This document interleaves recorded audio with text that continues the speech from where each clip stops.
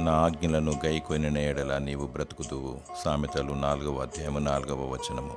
భూమి మీద ఉన్న తన బిడ్డల కొరకు దేవుడు మోషే ద్వారా 10 ఆజ్ఞలను అనుగ్రహించాడు. నేను తప్ప వేరొక దేవుడు ఉండకూడదు. దేని రూపమునైనను విగ్రహమునైనను నీవు చేసుకునకూడదు.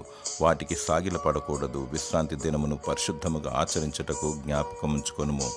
నీ తండ్రిని తల్లిని సన్మానించము. నరహత్య చేయకూడదు. వ్యభిచరింపకూడదు. దొంగిలకూడదు.